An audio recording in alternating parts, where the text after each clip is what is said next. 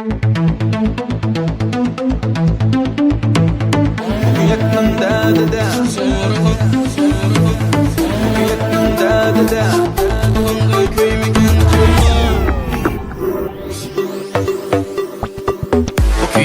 dadida halim qolmadi.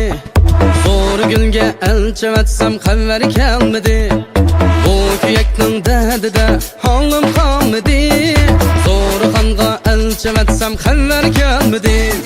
Hoshim makam elchilikka yo'q deb qolmadi. Qandoq qilay zo'r gul halim qolmadi. Hoshim makam elchilikka yo'q deb qolmadi. Qandoq qilay zo'r gul halim qolmadi. Qandoq qilay zo'r gul halim qolmadi.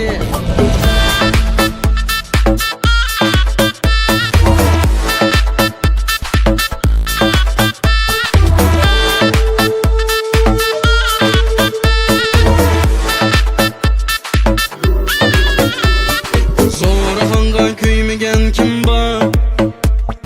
Fursat aylab yurmagan kim bor? Zo'rg'onga kuymagan kim bor? Ishqiy puroq tatmagan kim bor?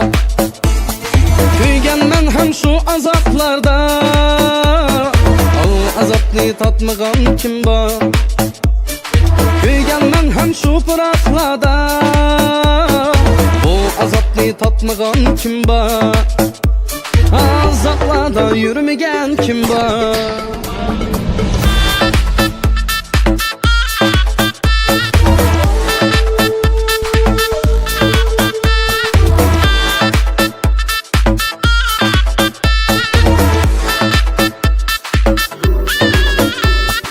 Allah endi anlap koyli bu hikayemni.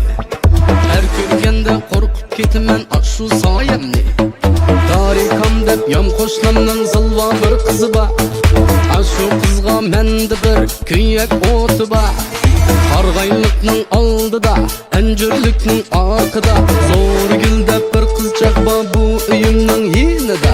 Erishganlar bilmaydi, yar qadriga yetmaydi. O'g'lab yurgan shu qizlar qadrini bilmaydi. Kuyakning dadida halim qolmadi. Zo'r gulga elchavatsam xabar kelmadi. Bu kuyakning dadida halim qolmadi.